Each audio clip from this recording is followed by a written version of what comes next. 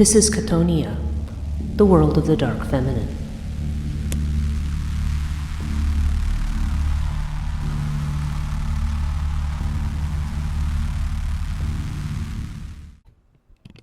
Hello, this is Breach Burke.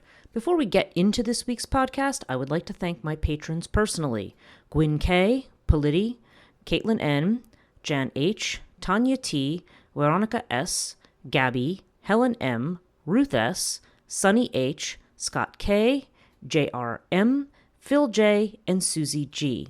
I really appreciate those of you who have joined recently and those who have stuck with me over these years. Our community is small, and there's so much I would like to do in terms of providing courses, conversations on the dark feminine, and extra content, so please consider joining at patreon.com/Chthonia. Now on to the podcast. Hello and welcome to Chthonia, the podcast that deals with the dark feminine. I'm your host, Breach Burke.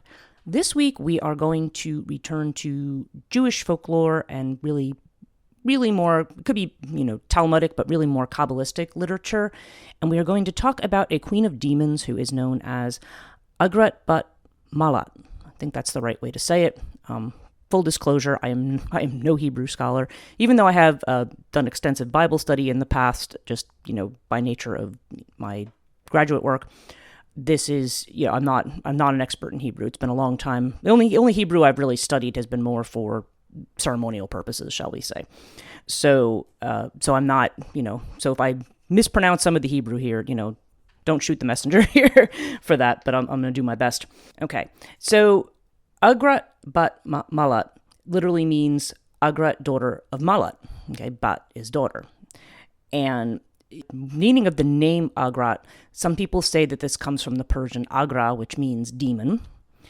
And from the Persian root of this, the word agra. Now, I don't know whether that's true or not. I mean, there's been some that's been contested to some degree in some places that I've seen. So I'm not going to swear that that's exactly what it is. And some people have claimed that the name Mahlat, which is the mother's name, supposedly has to do with dancing, because Agrat Bat Mahlat is known as the rooftop dancing demon. Okay, I'm going to talk a little bit about that. Now, and also, I just want to also make clear that we don't know that her name literally means, dancing, having anything to do with like a dancing witch or a dancing demon. Like, that etymology is questionable. So I just want to say that up front. But I haven't seen too much that explains what the actual etymology is of the name, other than that it means Agrat, daughter of Mahlat. So let's talk for a minute. There's a number of layers here that I want to talk about. First, I want to talk about the mother. I'm going to talk a little bit about the mother, Mahlat, who she is, where she comes from.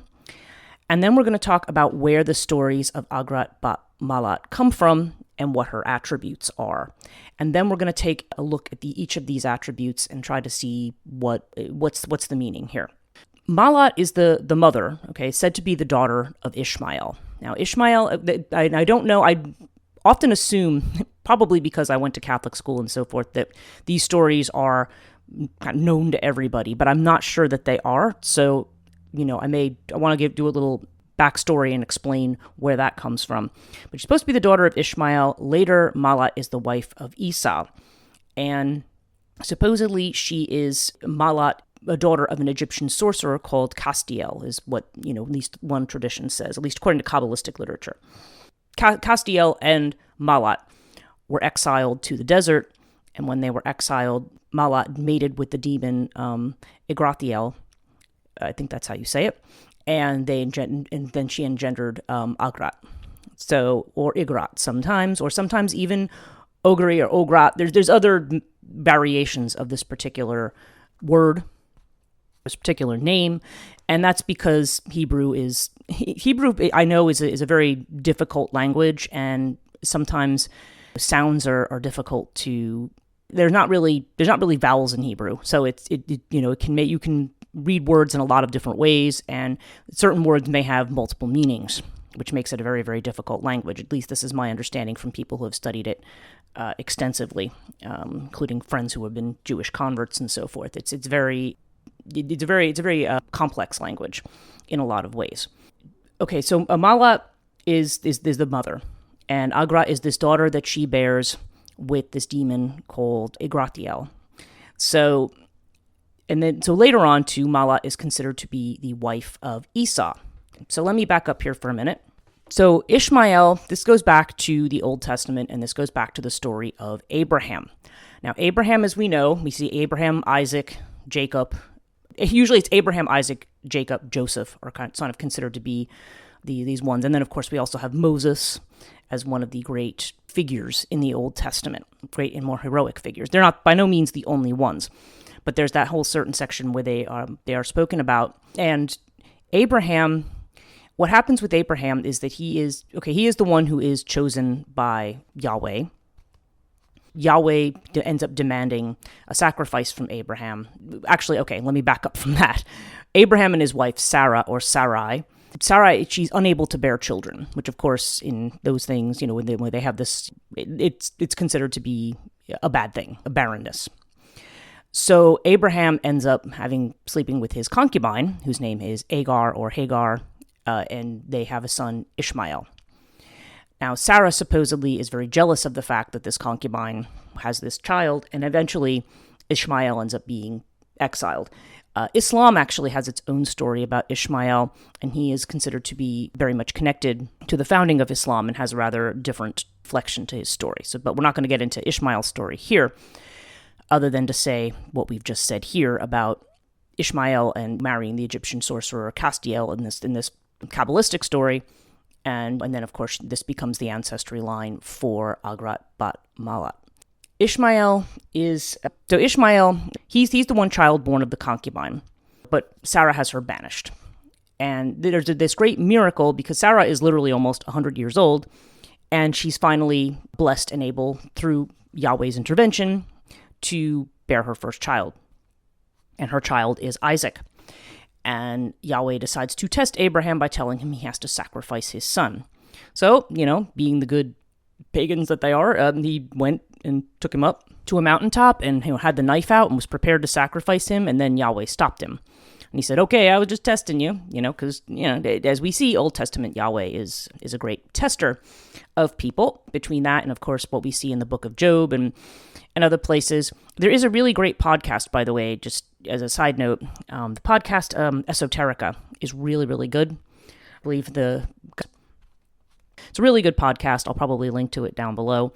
I mean, he has quite a few followers, but he has really interesting exposition on the ancient Yahweh and where Yahweh comes from and why Yahweh, who is this storm god of a particular region connected with who then would have been the Hebrews, why he ends up becoming not only their chief god, because this is henotheism. Henotheism is where you worship a multiplicity of gods, but you have one that kind of stands out above all of them, one special god, and how that becomes monotheism, and then later how Yahweh becomes synonymous with the universal god or the cosmic god everybody worships.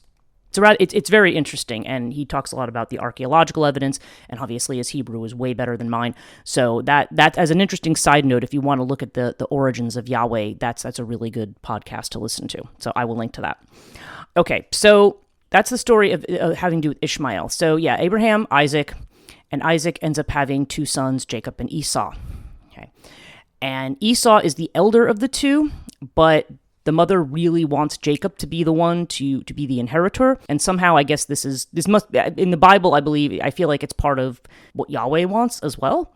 So Esau is a very hairy guy, apparently. And so what happens is when Isaac goes blind, eventually as he gets older, something we see frequently happening with certain divine or holy figures, that they end up losing their eyesight because that means that they have great inner sight.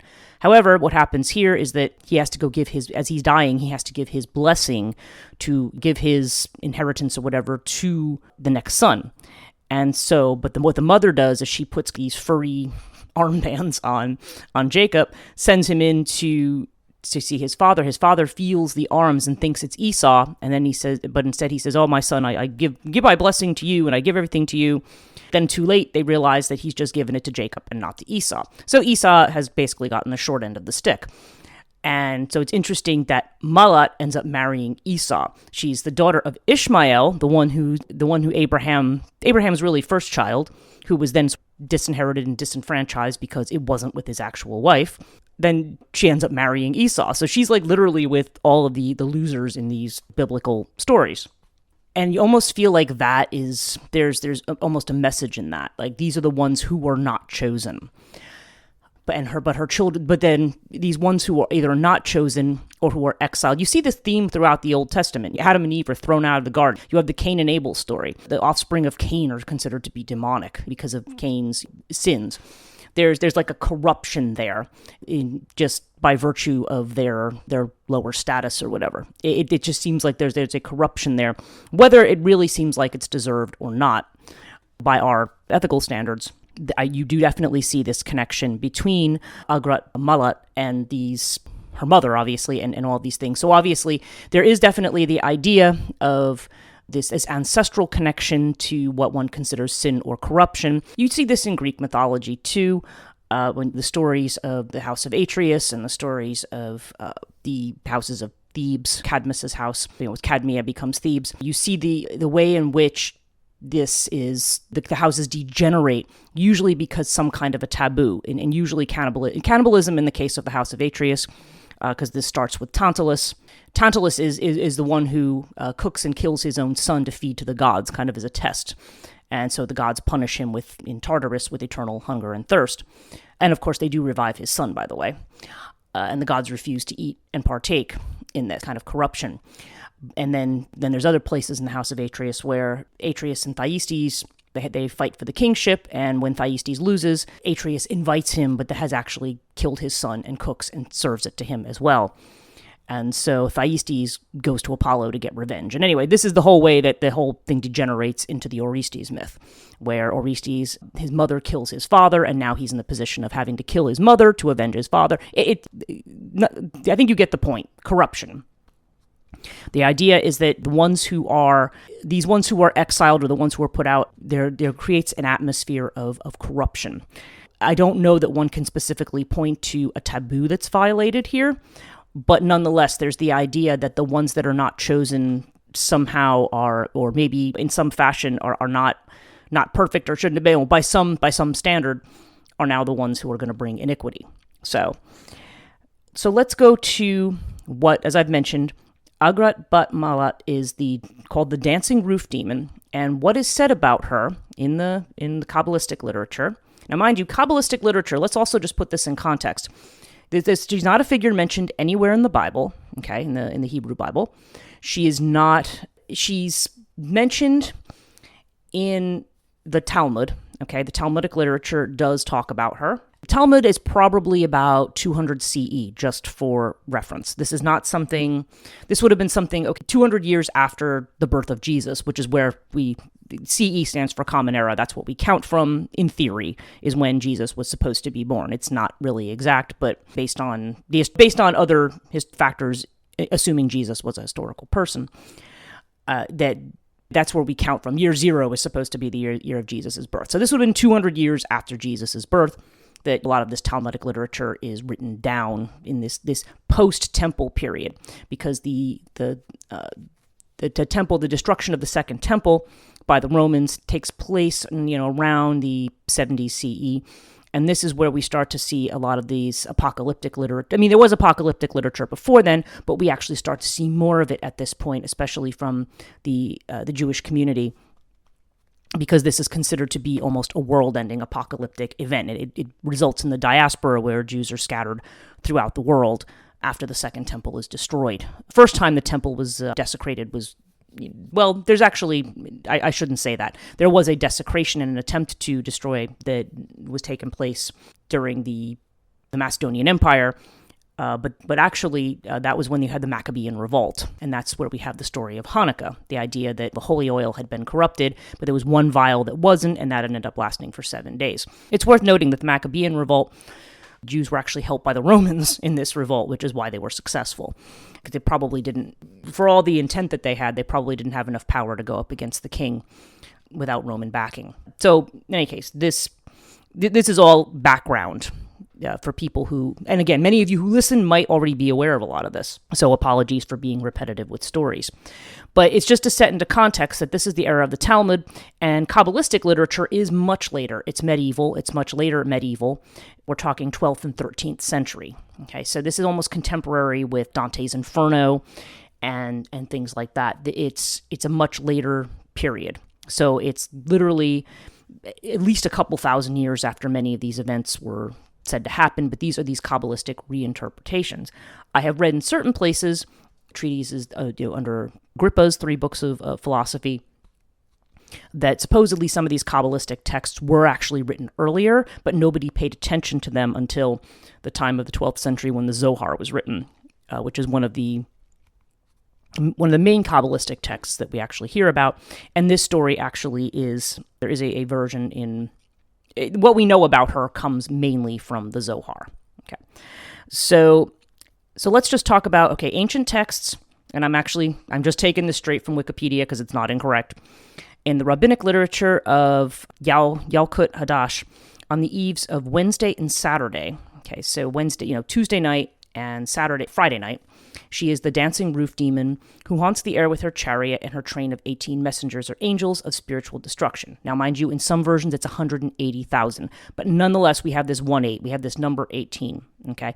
And in Kabbalah, especially, gematria, which is the way in which letters add up to certain numbers, is important. The main one that most people know about that is the idea of the great B666, right? That's an example of gematria, a very debatable example. But it's with the 18 or the 1-880,000, like there's an importance here. Just like 12 seems to be important, or multiples of 12 in Revelation, being the 12 tribes of Israel, or 12 is also a solar number. 12, then it's 144,000 who are going to be saved. That's basically 12 times 12 is 144. The numerology is very important here, okay? Certainly within Kabbalistic context. The stories that we have here, so we mentioned that this idea that she is the dancing roof demon, which we're going to talk about. She dances while her mother or possibly grandmother Lilith howls. So in this version, they're claiming that she is a daughter of Lilith. Now, there's obvious connection between this figure and Lilith, because they're considered to both be queens of demons. Lilith is mentioned more frequently than Agrat Bat Mahlat, and they're not the only ones. The other two that are mentioned are, and I'm going to probably say her name wrong, but I know she's the wife of Noah, Naamah, and then Aisha is the other one, sometimes as a fourth. Now, all of these women are said to have mated with the archangel Samael, and I'm going to talk about Samael as a backdrop to this as well. And they're producing demons. So it also said that in the ancient literature that she is a mistress of sorceresses who communicated magical secrets to Amemar, who was a Jewish sage. Now, with regard to Lilith, sometimes we see this mother-grandmother thing, although obviously her name very much says that she's the daughter of Mahlat, not the daughter of Lilith. Lilith is sometimes, in other contexts, seen as her competitor. So that would make more sense if they are considered, because Lilith is often considered to be the wife of Samael. Now, Samael, let's just take a little diversion and talk about Samael for a minute. The name Samael means poison of God. Sam is poison, and of course the El suffix is one of the names. El is actually a Canaanite god, but El becomes part of, and you'll see most of the archangels, their name ends with El. Raphael, Michael, Gabriel. That El is that El suffix has to do with a god that actually later becomes combined with Yahweh and Yahweh takes on a lot of his attributes. That's how he comes from a storm god to, you have this back and forth between this god who's ready to punish and castrate entire hordes, and then in the next sentence they're talking about how merciful he is, and people are going, what? Wait, what? And that's because Yahweh is gradually merged with El, who is certainly a much more merciful and certainly a more transcendent figure. And so in any case, Samael means the poison of God, and sometimes viewed as an equivalent to Satan in some books, or as a destroyer and as a seducer. Okay, so really he's the archangel that is a seducer. He is the one. I will just give you some of the texts that Samael is mentioned in. It says, I'll just read this from Britannica. It says, according to tradition, Samael is the king of all demons, the angel of death, the husband of the demonic Lilith, archenemy of Michael, and the archangel of Michael, who's the archangel of Israel. He's associated with Mars, the left side, North, and Tuesday. Yeah, he is definitely considered on the left, or even on the flip side, like has a lot to do with the klipot in Kabbalah, which I'll explain what that is in a second. The attributes of Samael, they say that he has planted the tree. He's the one who planted the tree of knowledge in the Garden of Eden. So in other words, he's the one responsible for separation, for that lack of unity, because that's what the tree of knowledge does. It gives you knowledge of opposites. That he supposedly sent the serpent to tempt Eve, that supposedly, and some people say he is the serpent, that he impregnated Eve with Cain, and that's why Cain was so corrupt and murdered his brother. He attempts to dissuade Abraham from sacrificing Isaac. He caused the death of Sarah by informing her of Abraham's intent to sacrifice Isaac, so he's a little, likes to sow a little dissent there. Attempts to kill Jacob while he's still in the womb, and argues before God as the prosecutor, which, by the way, is the role of Satan, is to be like a prosecuting attorney of sorts, against Israel during the Exodus from Egypt, that supposedly he hid in the golden calf. Although, again, if you watch that podcast I mentioned, the bull or the golden calf, the calf was synonymous with Yahweh at one point, and the idea of making the golden calf this figure of some kind of pagan cult or idol worship is actually more of a North and South Judea argument than it is. Initially, Yahweh was associated with that calf. So anyway, that's another interesting side note. That supposedly he killed the prophet Isaiah, that he taunted Moses, led armies rebellion against God, and receiving the scapegoat offered on Yom Kippur. Yes, that was the idea. When we talk about a scapegoat, there's the idea of taking a goat and putting the sins of the community on this goat, putting something around its neck, I forget what it was, to mark it, and then sending it out into the desert as to remove the sins from the community. That's why you have the idea of a scapegoat, one who removes your sins, one that you put onto another person. This would happen on Yom Kippur, which of course is the day of forgiveness, and atonement. So it says and of course Revelation will say at the end of days, or at least in certain, not just Revelation, but Samael will be defeated by Michael, chained and given to Israel to exact justice. Okay, so that's the idea, that he does function as a true Satan because he is literally there to test and to create difficulties. So they're saying that the development of the idea of Samael, he's first mentioned in the first book of Enoch, and where he does play a very prominent role. He is listed as one of several angels who rebel against God, but he's not their leader, and he descends to the earth. They descend to earth to have sex with human women, and then he appears again in the second book of Enoch. There his name is Prince of Demons and a magician. Samael appears in the Apocalypse of Baruch, which is Greek, probably written about the year 100 CE, which marks the origin of Samael's association with the Garden of Eden and original sin, as he is cited as a planter of the tree. Then he was banished, and this led him to become envious of Adam, to disguise himself as the snake, to tempt Eve, and to cause the two to sin. And notice, one of the things that's important to note here is that especially in a lot of the apocalyptic literature and the Kabbalistic literature, we're going to see that sex is actually the main curse on humankind. Now, sex is obviously required to procreate, at least if we're talking about sex between a man and a woman, but it's also regarded as a curse. Like the temptation of Eve, there's almost an implication that there's something sexual about it. Like there was something about Samael that compelled her or seduced her in a way. There ends up once she takes of the fruit, then her and Adam all of a sudden become aware of each other as sexual beings. So sex somehow becomes coming together. The fact that they are opposite and noticing that they are different now becomes a source of shame.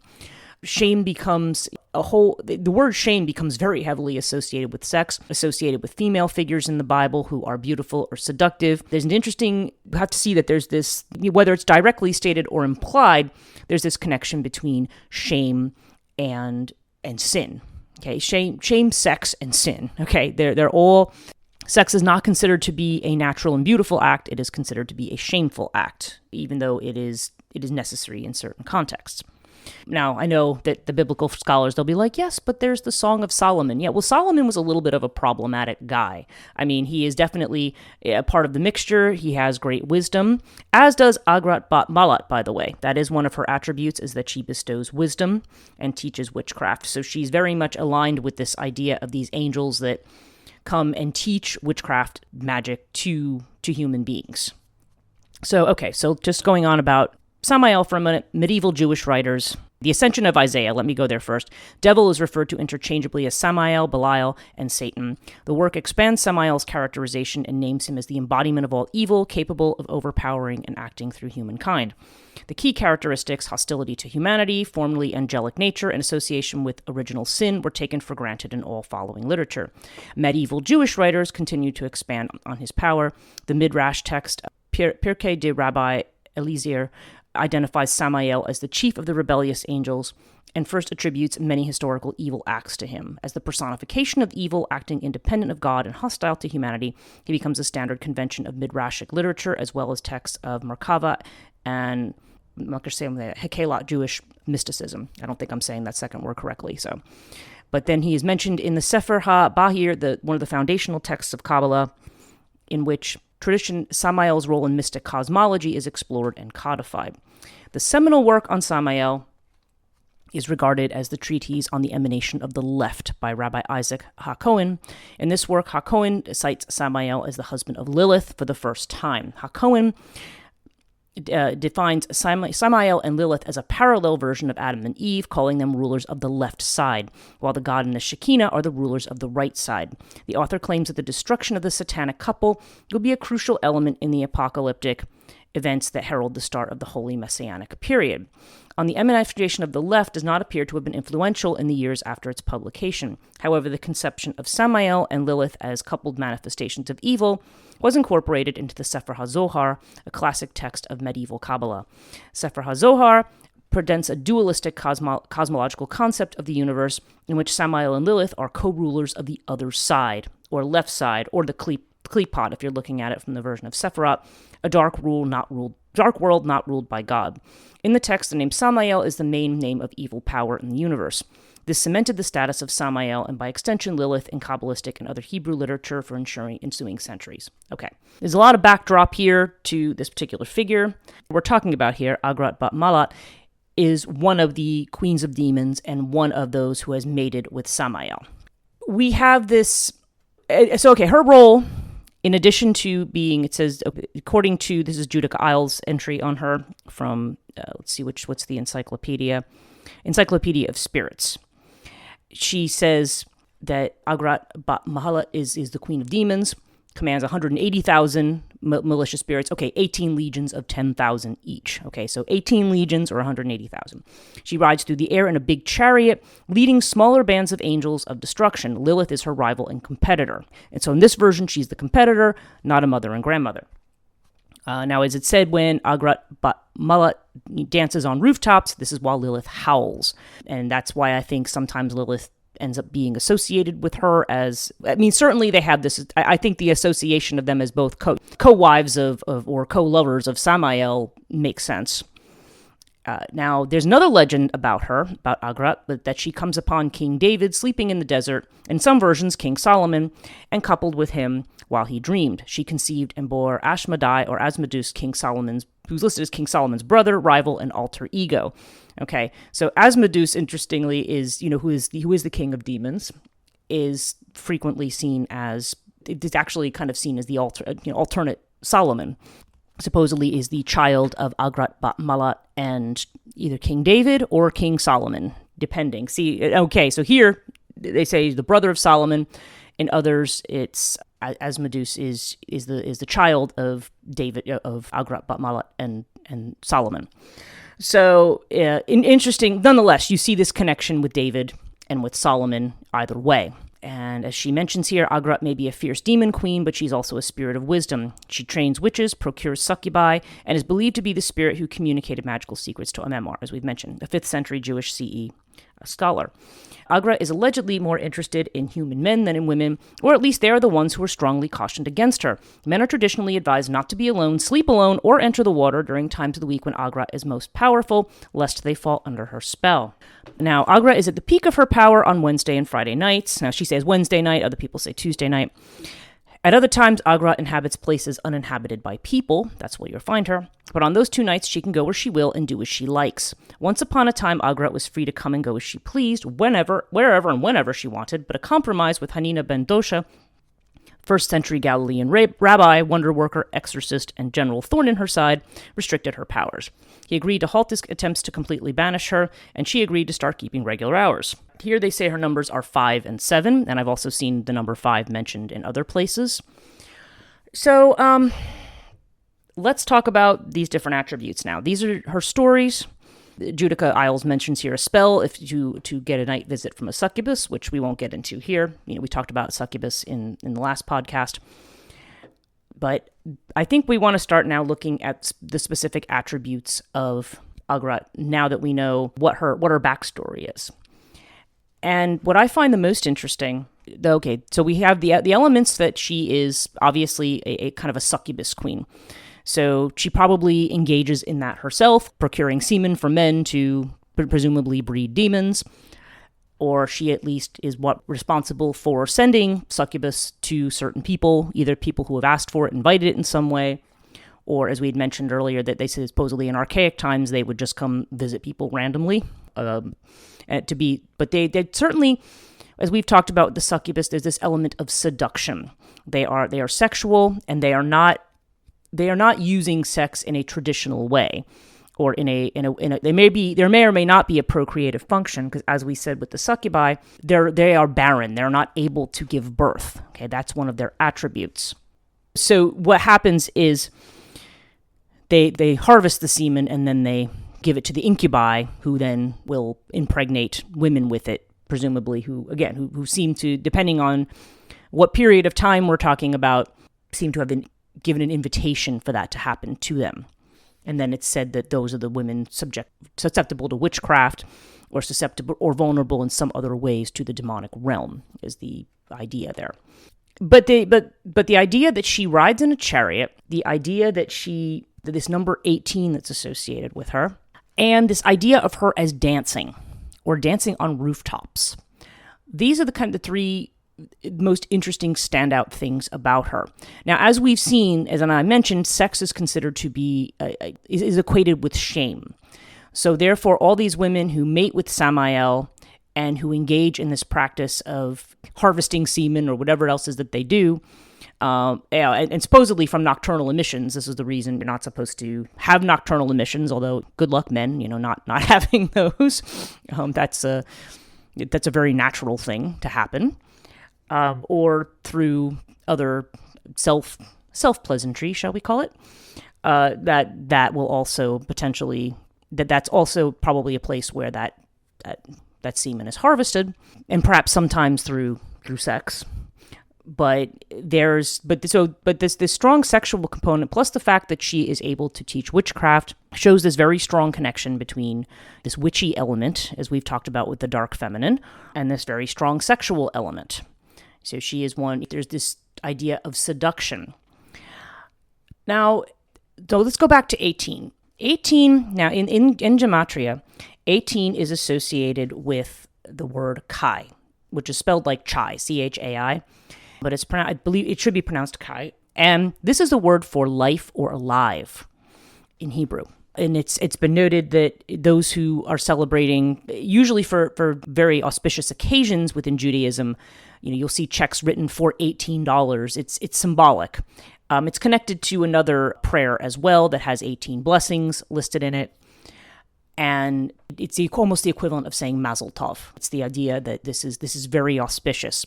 So the fact that she has these 18 legions, and I'm like, why 18? 18 has to do with being alive, or has to do with life. Yet she is a demonic figure that one must watch out for. Now, the fact that she dances on rooftops, okay, that to me is fascinating, because it's like, okay, dancing to me dancing is often another metaphor for sex. And they're not suggesting that she's having sex on rooftops, but the idea of sex and dancing are definitely very closely connected. So you have a demoness who flies in a chariot, by the way. And flying in a chariot, normally when we see this as a day or a night thing, we either think of the sun or we think of the night goddess.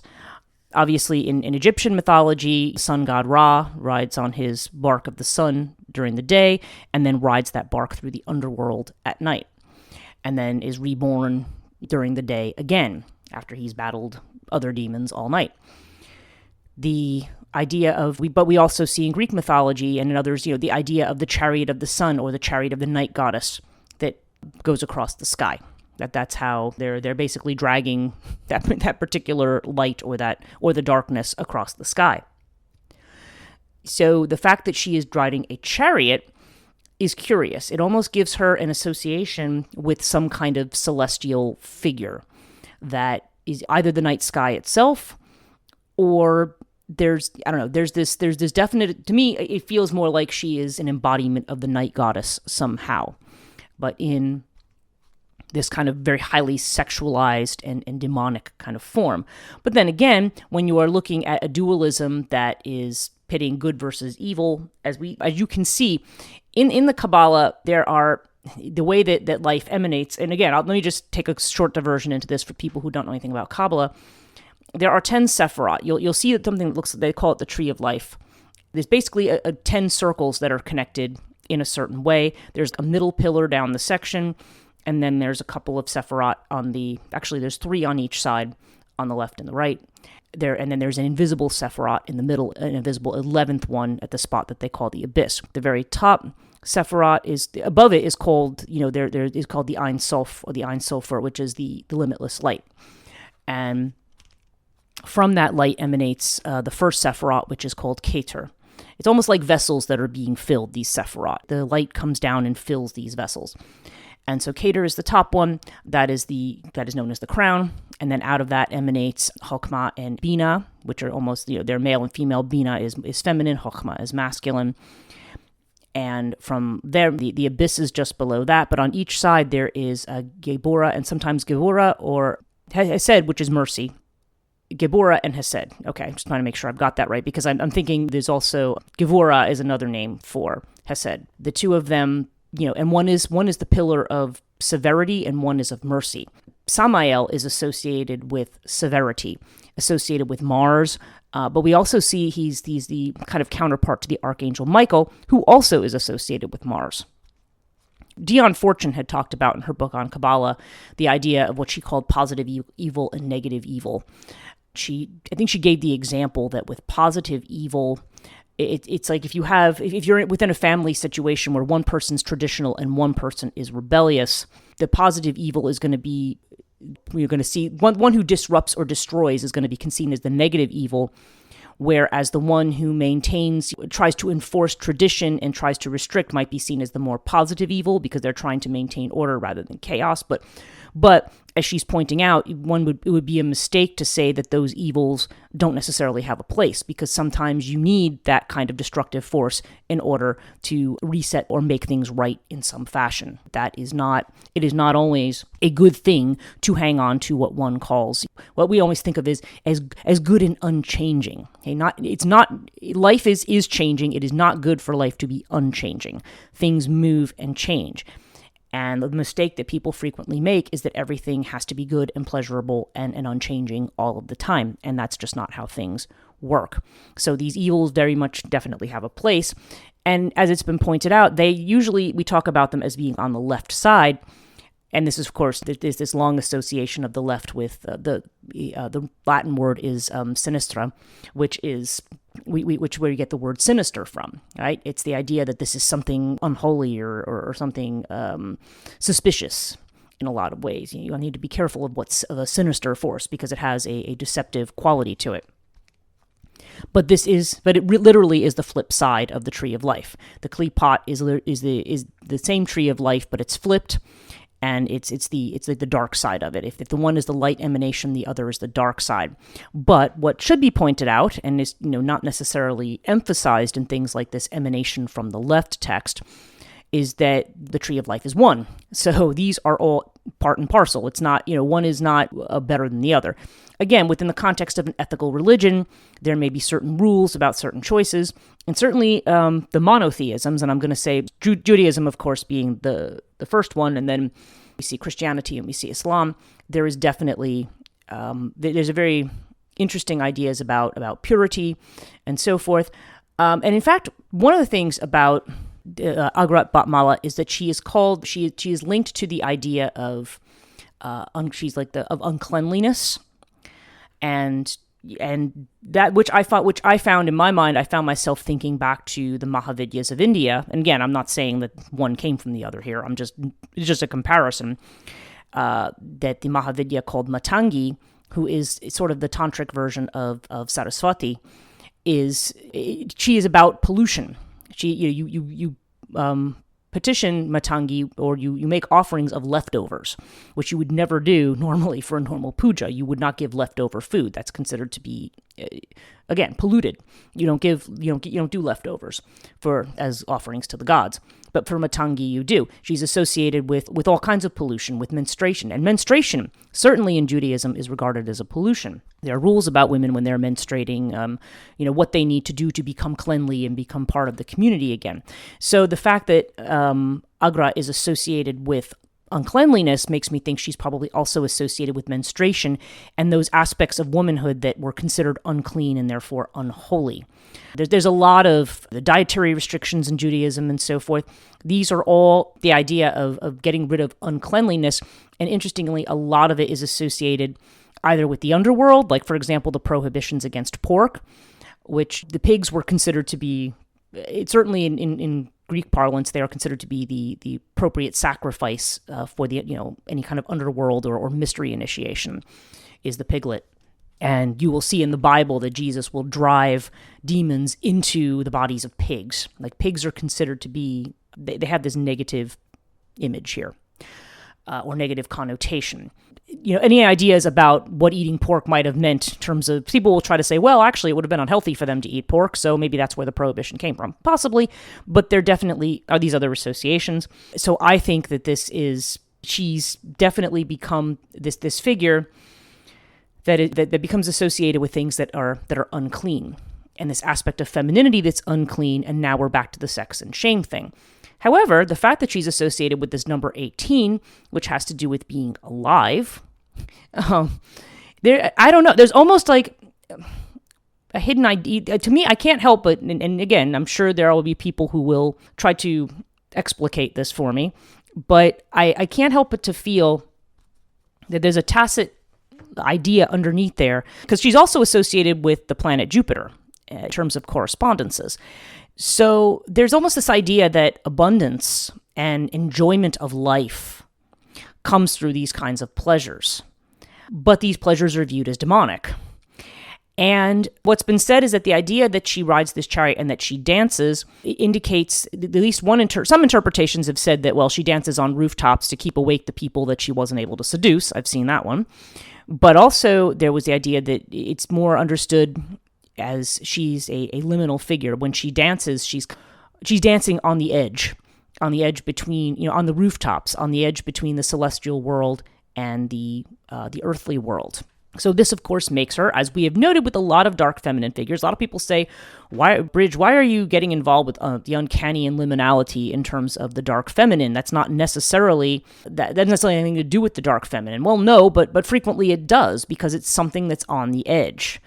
It's between this world and that world, and that's one of the places, when we talk about dark feminine, that make people very uncomfortable. It's why, for example, in our society, as things are changing and as our society is changing, why people are very uncomfortable with trans people, because they are kind of in between male and female, or people who are gender fluid. There's almost this attitude of like, well, you can't do that, because people want you to be on one side or the other. Anything that's kind of in between there has this sinister, symbolic that people are apprehensive of it. They think that somehow this is going to destroy something or unseat or drive us into chaos. Now, again, I don't think a lot of people think this literally in their mind in that way, but that's the unconscious thing behind the symbol. It's like when I sit here and talk about Satan or talk about this or that, I talk about it in very casual tones, but there's a lot of people where that, just hearing that alone is enough to make them recoil and say, well, that has to do with evil and I want to stay away from it. Again, depending how afraid you are of the world, how afraid you've been told to be of those kinds of forces. But again, as I've noted when we're talking about the Klipot, that these forces do actually have a place. And I feel like there's a key there hidden. I feel that number 18, it to me, there's an inflection there that contained within this is life.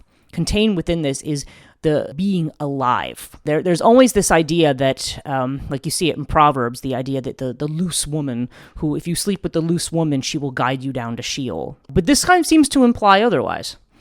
Her association with 18, and again, maybe I'm reading too much into it, but numbers are pretty darn important in Kabbalah. And I know she is associated with other numbers as well. As we mentioned, there's 5 and there's 7. And then, of course, the gematria for her actual names is a couple different ones. I think it's 604 and 1484. I could be misremembering that, but I seem to remember that was the gematria for her names. But she definitely seems to be associated with worldly abundance in a way, which again is an underworld trait. To have riches come from the underworld. Precious gems and so forth are dug up from under the earth. We mine them, right? So there's definitely this association with luxury that one actually might associate more with Venus. And of course we see there's the whole Venus-Lucifer thing, but that's another whole separate story. That probably should be another podcast too, because that's a completely separate topic. And again, as we tend to think of Lucifer as the morning star and as the fallen one, that isn't actually what any of the texts say. But nonetheless, we definitely have this association with Venus. Ironically, in Hinduism, Venus is actually the guru for what we'll call the demons, the Asuras, and Jupiter or Brihaspati is the guru for what they call the devas or the gods. Jupiter is considered to be more spiritual. Venus is considered to be more material and luxury oriented. And we do actually still retain those ideas in astrology, whether it be Western or Eastern. So it's very interesting that this woman also is associated with Jupiter as not only the bringer of abundance and expansion, but also the material idea. So it's almost like she's the role of tempting you with material things or with material gain and being able to be alive. But again, in a system that says that this world is corrupt, and it's not just the Gnostics, because speaking of Samael, the Gnostics associate him with the demiurge. There's this idea that certainly by medieval times, you are falling into this idea that this world that was created has been corrupted and imperfect. The Bible does actually imply that. Genesis 1 basically, first few chapters of Genesis more or less imply that the fall in the garden, which supposedly was instigated by Samael and all of this other literature, though it doesn't say that in the actual Old Testament, that this is what has brought about the downfall of humanity.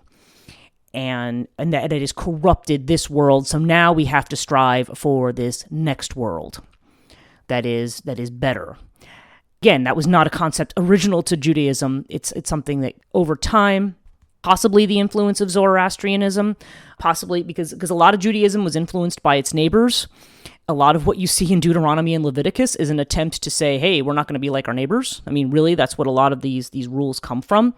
Because they're trying to figure out when they don't win, like what's making Yahweh angry. So maybe he doesn't like this. Let's stop doing that. Like, that's where a lot of this comes from. We're not gonna have the practices of our neighbors because our God doesn't like them, and he's our God and not their God. And ironically, their God becomes everybody's God. So it's fascinating rabbit hole to go down with the way all of this stuff connects together. But there seems to be this hidden idea of life and being alive within all of these temptations that one is supposed to be wary of. And that's just a really interesting thing. I don't know if this is something Kabbalistic, if maybe there's the idea that just as there's the idea of spirit hidden in matter, so one moving down the tree, at least in some very dualistic way of thinking, is bad. Baphomet's associated with the center of the tree of life because he is about all the possibilities for incarnation, okay, whether it be animal or human.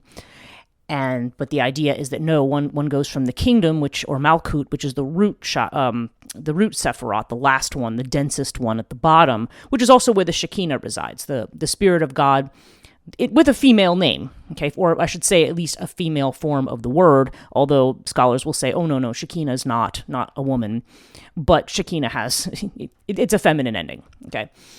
And so the Shekinah is supposed to reside in Malkut, so that is where the presence of the God above is located within this more dense material realm, and this is where we have Hod and Netzah, which are the both love, like in Venus sense, and then Hod, which is Mercury, which is more intellect, and then you have Yesod in the middle, which is your moon influence, and that's also where your intuition is. And above it, all of these things come together in Tiferet, which is the center. Some people call that the mountaintop, like the Mount Sinai. That's the place of perfection where you can see both sides. But in order to reach the higher realms and to leave the material realm, one has to cross the abyss. So and the abyss is right on the other side of Tiferet.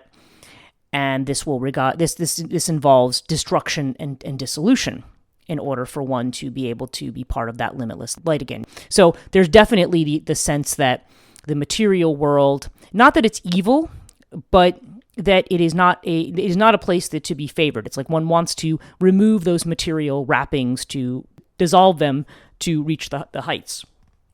Most esoteric systems are actually based on this idea in some fashion, like Golden Dawn and even, aspects of the OTO and so forth. They're definitely have this very kind of Kabbalistic idea as at least part of the initiatory system. Yeah, but nonetheless, you might, when I think of the Sephirot itself, there is an element there of Agrat Bat Mahlat relating to Binah, who is the one who's frequently associated with Babylon, the one who was drunk with the blood of the saints. Because by the time you've reached that point, I mean, you have given everything over by that point. By the time you get to Binah, if you are thinking about the progress of the soul moving through the Sephirot, by the time you reach Binah, you've passed the point of dissolution. You've crossed the abyss. But she is the one she is this destructive element. She's both the creative and the destructive element, really, because she emanates downwards, and then she's also about destroying that element as you move upwards. Yeah, so I feel like there's a bit of that here. That's a bit of what's hidden in this particular figure. She is associated with seduction, which, by the way, so is Babylon, right?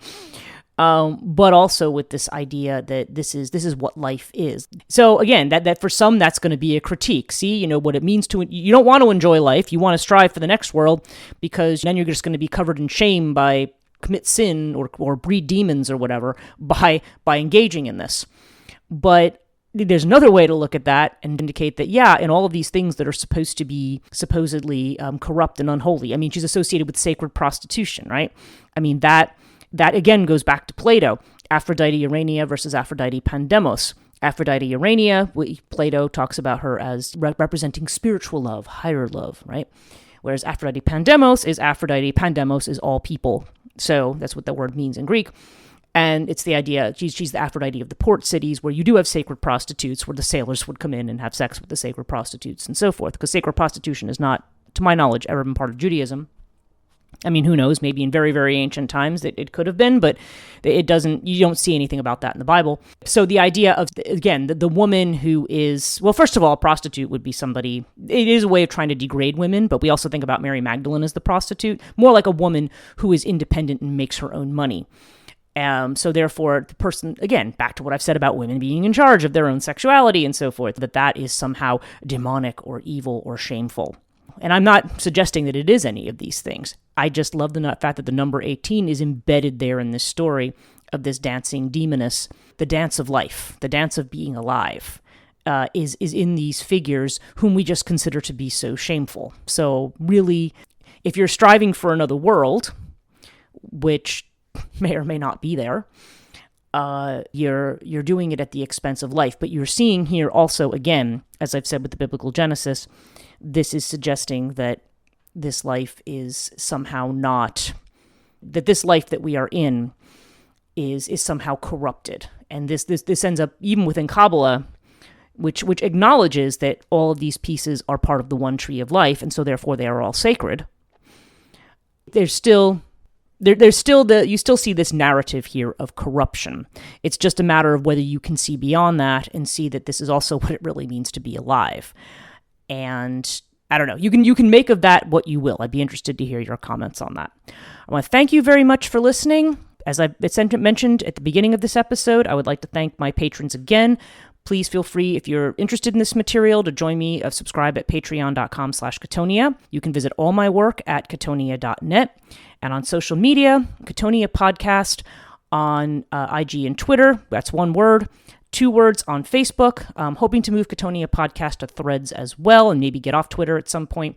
But for right now, this is what it is. Thanks so much for listening. Until the next episode.